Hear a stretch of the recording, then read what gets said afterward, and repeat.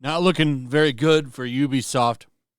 Things have really been heating up for them lately. A lot of stuff coming out. I did a video on them yesterday because of that studio that they outsourced work to. What a story there. I scratched the surface of that one a little bit yesterday. You might want to check that one out. That's probably going to hurt a lot of studios, actually, because there were a lot of devs out there that outsourced work to that studio. It's just yet another knock on Assassin's Creed Shadows, though. And there's been a lot of them. There's been a lot of problems for the company. And now we have more evidence that they are likely going to go into bankruptcy. So, as you know, a lot of debt. Here's a little bit of a recap.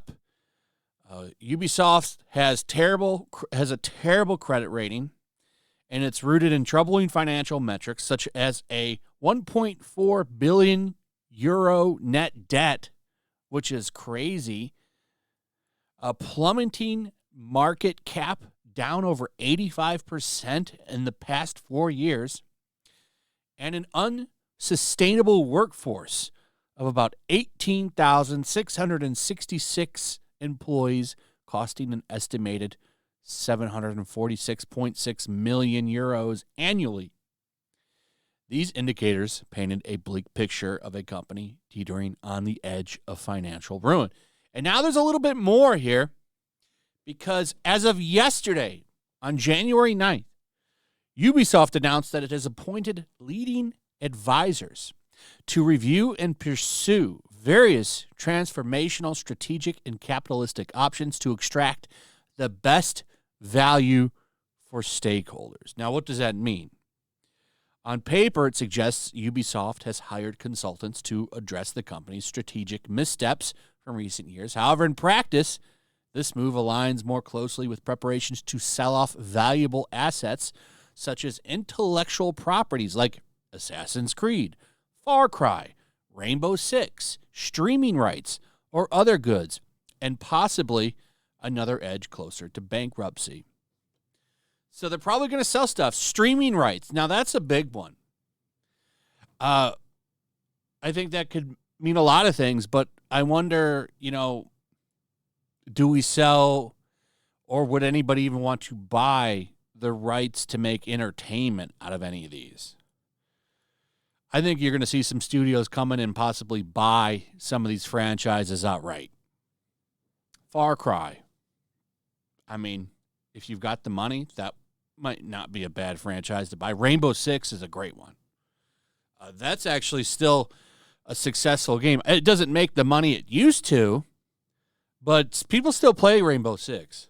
That game's actually pretty successful.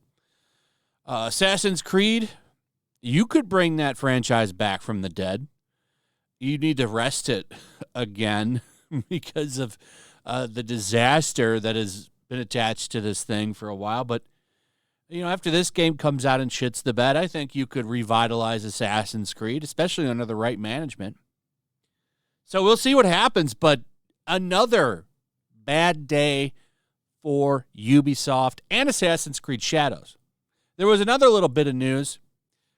Now, this one, I'm not going to lie, I don't think this was intentionally done, but it's just another bad look for people that live in Japan. Now, what's going on here? So Assassin's Creed moved to March 20th, and that was likely done for a ton of reasons. The biggest one, I couldn't remember the name of the game that it was going to be competing with in February, but it's Monster Hunter Wilds. So it was originally going to line up right against Monster Hunter Wilds, which, let's be honest, that game is going to be massive. That game is going to break records, have a huge player count. It's going to be huge. Okay? And they're so damn scared of that game that they moved it to March 20th. And the only thing that's really, it's almost like they went through this list and it was like, what is the 1 week we could just have everything to ourselves. And they're like, oh, March 20th. Here we go. Let's release that day. Because the only thing that comes out that day is Xenoblade Chronicles X. Now, that's a great game. But it's also like the third re-release of that game. Because that game originally, unless I'm wrong, came out on Wii U. Then it went to Switch. And now, oh no, this will be the second release of this game on Switch, right? Because didn't this game come out on Wii U, then it went to Switch, and now it's getting a definitive edition? So I don't know what's going on there with that game. That's a great game, though. But, you know, how much will that sell considering this ain't that game's first rodeo? So they kind of have that day to themselves. I don't think this is anything malicious. Now, but still, this is me as an American. I don't know how Japanese people are going to feel about it. So it's an anniversary date of probably the worst modern domestic terrorist attack in Japanese history. Another widely tone-deaf Ubisoft move towards Japanese culture. And I don't speak for the people of Japan, so I don't know how they feel about this. I think they just have a bunch of idiots that work there, like the Tory Gate. Somebody just thought that looked cool and put it together, but it pissed off the country because of what it represents. That really riled people up. They had to pull that toy, and there was probably some already produced. They're going to have to destroy them if they were. So they shit the bed there, and then there's the things that they got wrong historically and culturally in the game, and then now this. If you don't know what happened, basically what happened was you had somebody, or no, maybe a couple people, I don't know all the details, but basically a bunch of nerve gas got released into Tokyo Metro during a rush hour, killed a couple people, and thousands of people, from what I understand, got, injured from it.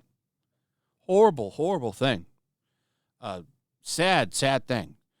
And the anniversary for that day is March 20th. Now, I haven't seen anybody talk about it, but this is, fairly new news. It just dropped yesterday. I do wonder how the Japanese will react to it. Yeah. Okay, so here we go. 13 deaths and 50 people got severe injuries, and about 1,000 people had some temporary vision problems. So it's a lot of people, man. So, like I said, how will the Japanese react to this? I am curious to see what they say about this. This game's not going to sell in Japan. This game is going to do terribly in Japan. I think enough has been done. It's just, I don't think this was intentional.